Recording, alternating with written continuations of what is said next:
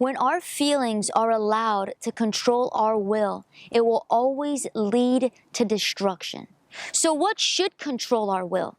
I argue that it is our reason and our conscience.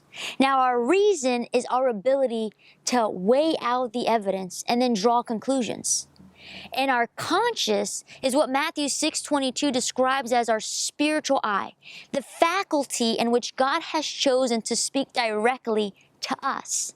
I want to show you an example in the Bible of a man who decided to obey feelings instead of making decisions based on reason and conscience, and the disaster that happened in his life.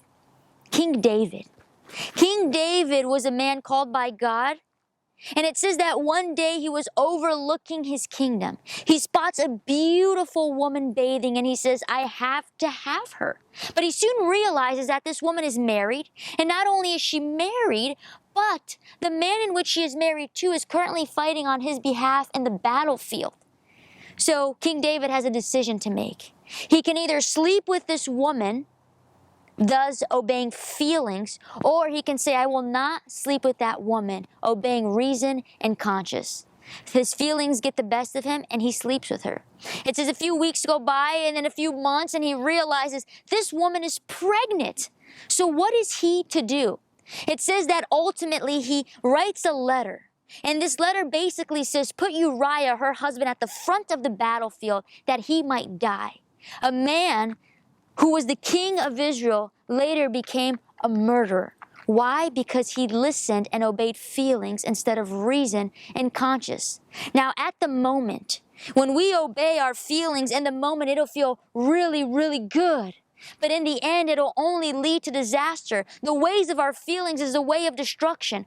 But when we obey reason and conscience, even though we might suffer in the moment, the next day our self-esteem goes up, our self-confidence goes up. The way we view ourselves completely changes. I want to read to you what David wrote after this event. It says that David in Psalms 31 verses 9 and 10, he says, Lord, have mercy on me, for I am in trouble. My eyes waste away with grief, yes, my soul and my body. For my life is spent with grief, and my years with sighing. My strength fails me because of my iniquity, and my bones waste away.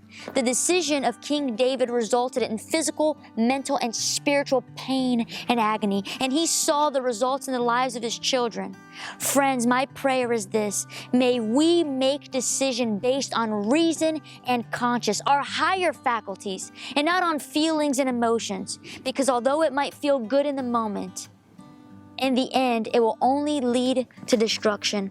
I want to close with this quote from Dr. Timothy Jennings, and he says this: when people exercise their will to choose to act in a manner that violates reason and conscience, they damage themselves, becoming restless, uneasy, and anxious. Today, my prayer is that your will might be subordinate to your reason and your conscience.